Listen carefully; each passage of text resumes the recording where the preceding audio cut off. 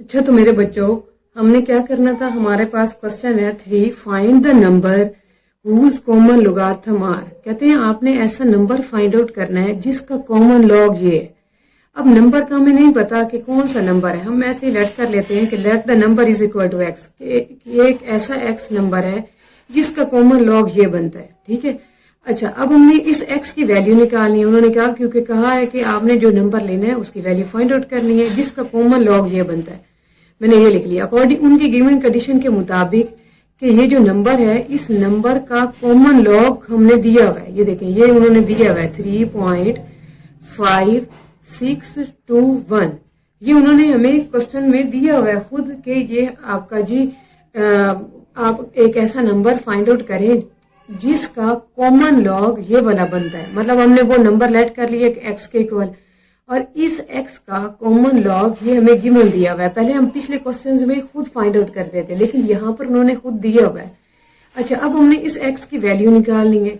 कैसे निकालेंगे कि x यहाँ पर रहेगा। आपने जिस भी नंबर की या जिस भी चीज की वैल्यू फाइंड आउट करनी होती है ना, उसके साथ कोई भी चीज लगी हो तो उसको आप दूसरी साइड पर शिफ्ट करते हैं। मतलब और लेकिन वो ओपोजिट हो जाती है। अगर फॉर एग्जाम्पल यहाँ कोई चीज प्लस में है, उसे आप दूसरी साइड पर भेजना चाह रहे हैं इक्वल की दूसरी साइड पे, तो वो दूसरी साइड पर जाके ऑपोजिट साइन के साथ शिफ्ट होगी। मतलब अगर इधर प्लस में है तो इधर माइनस में आएगी, अगर इधर माइनस में हो तो इधर प्लस में आएगी। लेकिन यहाँ पर अब लॉग है, लॉग जब दूसरी साइड पर शिफ्ट होगा तो इसने भी तो उल्ट होना है। तो लॉग का जो इनवर्स होता है वो होता है एंटी लॉग। ठीक है। अब लॉग को मैं इधर शिफ्ट करने लगी हूँ, तो जब कोई चीज एक अपनी जगह से दूसरी साइड पर शिफ्ट हो तो वो उल्ट हो जाती है। और लॉग का जो उल्ट है उसका जो इनवर्स है वो हमारे पास होता है एंटी लॉग। ये देखें एंटी लॉग, और ये हमने किसका एंटी लॉग, यहाँ ऑलरेडी एक क्या चीज करी थी, वो थी हमारे पास 3.5621। ठीक है। आपने ये लिख दिया x इज इक्वल टू, अब कैलकुलेटर पे आपने किस तरह लिखना है। आपने कैलकुलेटर पे जब एंटी लॉग, पहले हमने लॉग निकालना सीखा है, अब हम देखते हैं कि एंटी लॉग कैसे निकालते हैं। आपने जी कैलकुलेटर पे शिफ्ट का बटन प्रेस करना है, फिर आपने लॉग का बटन प्रेस करना है। ये देखिए इस तरह कुछ आपको 10 लिखा हुआ नजर आ रहा होगा। ठीक है।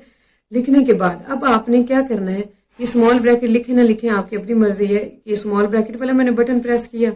अब जब एंटी लॉग करते हैं लॉग के लिए तो आपने पूरा क्वेश्चन लिखना होता है ना, पॉइंट से पहले वाला भी पॉइंट के बाद वाला भी। लेकिन जब आप एंटी लॉग फाइंड आउट करेंगे ना, जो पॉइंट के बाद डिजिट्स आ रहे हैं ना, सिर्फ आपने कैलकुलेटर पे वो लिखने हैं। अब यहाँ पर क्या है 0.5621। ये देखें, जब एंटी लॉग फाइंड आउट करना है तो मेरे बच्चों किस तरह फाइंड आउट करना है, शिफ्ट का बटन प्रेस करना है, लॉग का बटन प्रेस करना है, और अपने क्वेश्चन में पॉइंट के बाद जो डिजिट्स होंगे उनको सिर्फ आपने लिखना है। ठीक है। इनको लिखने के बाद आपने ये देखें आपके सामने है 0.5621। ये मैंने इक्वल का बटन प्रेस किया तो ये आपके सामने नंबर्स आ रहे हैं कुछ इस तरह। ये देखें 3648। अच्छा, अब इसमें ना जो लॉग जब फाइंड आउट करते थे तो पॉइंट से पहले वाला कंसीडर नहीं करते होते थे, और पॉइंट के बाद वाले 4 डिजिट्स हम लेते थे कि ये हमारा मेंटिसा है।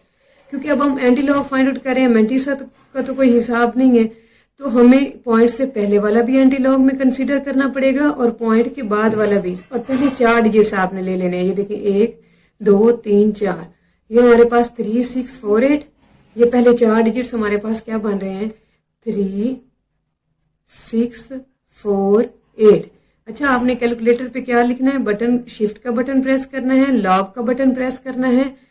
लॉग का बटन प्रेस करने के बाद अपने क्वेश्चन में पॉइंट के बाद वाले सिर्फ 4 डिजिट्स लिखने हैं, और जो आंसर आएगा उसमें पहले 4 डिजिट्स उठा लेने हैं, बेशक वो पॉइंट से पहले आ रहे हैं या पॉइंट के बाद आ रहे हैं। ठीक है। अब सवाल ये पैदा होता है कि इतना क्वेश्चन तो हमारा पूरा यहाँ से यहाँ तक था, हमने तो अभी फिलहाल सिर्फ इतना कैलकुलेटर पे यूज किया है, तो ये वाला हमारा 3 कहाँ गया। ये मेरे बच्चों जो पॉइंट से पहले एंटी लॉग में जो पॉइंट से पहले वाला नंबर होता है, अगर वो प्लस में आ रहा है, जैसे ये प्लस में आ रहा है मतलब इसके ऊपर माइनस का साइन नहीं है, तो इसमें आपने एक नंबर और बढ़ा देना है। जैसे यहाँ पर 3 है, 3 में एक और नंबर ऐड करवाएं तो वो 4 आ जाता है। अगर फॉर एग्जाम्पल यहाँ पर 2 होता तो 2 में आपने एक और नंबर ऐड करवाना था, वो क्या बन जाना था 3। मतलब यहाँ पॉइंट से पहले अगर पॉजिटिव नंबर दिया हुआ है तो उसका ये कंसेप्ट है कि पहले तो आपने एंटी लॉग ये फाइंड आउट कर लिया पॉइंट के बाद लिख के ये, और याद रखें कि एंटी लॉग के लिए जरूरी है आप पॉइंट लगाएं। पॉइंट से पहले वाला कैलकुलेटर पे नहीं लिखेंगे, पॉइंट के बाद वाले पहले 4 डिजिट्स लिखेंगे। वो आपके सामने मैंने देखा, आपको दिखाया, और ये 4 डिजिट्स हमने ले लिए। अब ये पॉइंट 3 का क्या मकसद था, इस 3 ने कहाँ पर यूज होना है, मैंने कहा पॉइंट से पहले जितने नंबर्स आएंगे उनमें एक नंबर और आपने ऐड करवा देना। यहाँ 3 है तो आपने एक और ऐड करवा दिया तो वो 4 आ गया।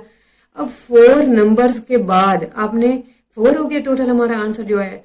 4 नंबर्स के बाद आपने पॉइंट लगाना है। ये जो आपने आंसर निकाल के रखा होगा ना, इसमें अब ये वाला, इसका मतलब है पॉइंट से पहले वाले जो नंबर है वो क्यों दिया होता है, वो इसलिए दिया होता है कि आप उसकी मदद से पॉइंट लगा सकें अपने क्वेश्चन में।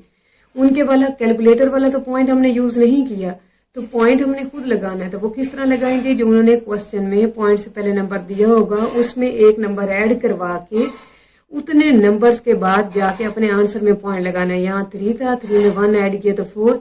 अब हमने 4 के बाद पॉइंट लगाना है। ये देखें 1 2 3 4, आगे नंबर है ही नहीं, पॉइंट लगाएं ना लगाएं आपकी मर्जी है। इसके आगे बेशक पॉइंट लगा के यहाँ 0 लिख दें, लेकिन आपका इतना आंसर बिल्कुल ठीक है। ठीक है, अब चलते हैं हम, एक और क्वेश्चन है हमारा इस तरह, एक मजीद समझ आ जाएगी। हम क्या लिखेंगे, let the number is equal to x, क्योंकि नंबर हमने फाइंड आउट करना है जिसका कॉमन लॉग ये है। Let the number is equal to x, फिर क्या लिखेंगे कि उन्होंने कहा है कि इस नंबर का जो कॉमन लॉग है वो आपके पास ये है -1.7427।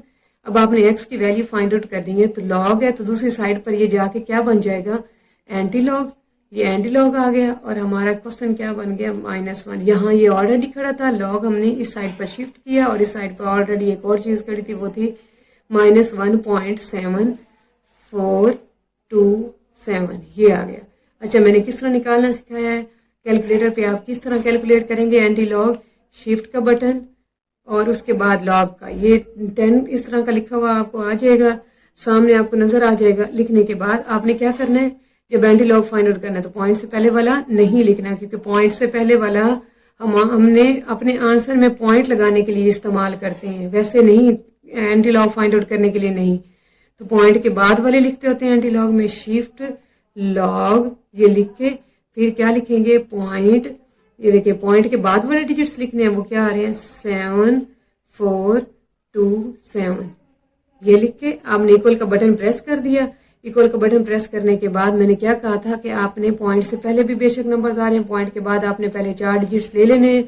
ये आ रहा है 5529, तो इसमें एक राउंड ऑफ करें क्योंकि इससे अगला नंबर हमारे पास बड़ा है, तो 29 में 1 और ऐड करवाएंगे तो वो क्या बन जाएगा, 30। तो 55 और क्या बन जाएगा, 30। यहाँ पर लिखेंगे 55 और 30। लेकिन सवाल ये पैदा होता है कि ये तो हमारे पास जो था क्वेश्चन दिया हुआ था प्लस में, ये क्वेश्चन दिया हुआ है हमें माइनस में। यहाँ का तो ये कंसेप्ट था कि प्लस का ये कंसेप्ट था कि जब आपने आंसर में पॉइंट लगाना है तो जो पॉइंट से पहले नंबर दिया होगा उसमें एक नंबर ऐड करके उतने नंबर्स के बाद जाके पॉइंट लगा देना है। लेकिन अगर क्वेश्चन माइनस में दिया होगा तो उसका क्या कंसेप्ट है, उसके लिए आपने मेरे बच्चों जितने भी नंबर हैं, जितने नंबर के ऊपर माइनस लगा हुआ है उतने आपने 0 लगा देने हैं आंसर से पहले। इधर तो हम आंसर के दरमियान में जाके कहीं पॉइंट लगाते होते हैं ना, लेकिन अगर माइनस में क्वेश्चन दिया होगा, जितने नंबर के ऊपर माइनस लगा हुआ है ना उतने आपने 0 लगा देने हैं। किस तरह लिखेंगे, अब ये देखें 1 है ना, एक नंबर है सिर्फ, उसके ऊपर माइनस लगा हुआ है, तो इसका मतलब है कि एक 0 आएगा। ये 0 लिख के और इधर लगा देना है आपने पॉइंट। ये माइनस में लिखने का तरीका होता है। अब फॉर एग्जाम्पल यहाँ पर होता है जी, अगर मैं आपको कह देती हूँ कि अगर मेरे पास क्वेश्चन है जी इस तरह के, x is equal to antilog into आ रहा है जी -2.7427, और कैलकुलेटर पे मेरा आंसर आया था, आप देख सकते थे वो 5530। मतलब कैलकुलेटर पे शिफ्ट लॉग का बटन प्रेस करके ये हमने 4 डिजिट्स लिखे थे तो ये आंसर आ गया था। अब मैंने क्या कहा है कि पॉइंट से पहले वाला अगर माइनस में आ रहा है तो जितने नंबर्स आ रहे हैं, जितने नंबर के ऊपर माइनस आ रहा है उतने आपने 0 लगाने हैं। अब यहाँ पर 2 है ना, तो इसका मतलब है हमने 2 0 लगाने हैं। यहाँ पर 1 था तो इसका मतलब है कि हमने कितने 0 लगाए हैं, 1 लगाए हैं। तो यहाँ पर 2 आ रहा है तो इसका मतलब हमने 2 0 लगाने हैं। ये देखो एक पॉइंट से पहले हो गया, पॉइंट तो लगाना ही लगाना है, एक पॉइंट से पहले हो गया और एक पॉइंट के बाद। इसी तरह फॉर एग्जाम्पल यहाँ पर 3 होता, ये देखें ऐसे 3 होता और हमारा कैलकुलेटर ने आंसर 5530 दिया है, तो हम कितने 0 लगाएंगे, 3 के ऊपर माइनस लगा हुआ, इसका मतलब है 3 0 लगाने हैं। एक तो पॉइंट से पहले लग गया और 2 पॉइंट के बाद लग गए, ये हमारे पास माइनस में। और प्लस का क्या कंसेप्ट था कि पॉइंट से पहले जितने नंबर आ रहे हैं उसमें एक नंबर प्लस करवा के आपने क्या करना है, उतने नंबर्स के बाद जाके पॉइंट लगा देना अपने आंसर में। उम्मीद है आपको समझ आई होगी।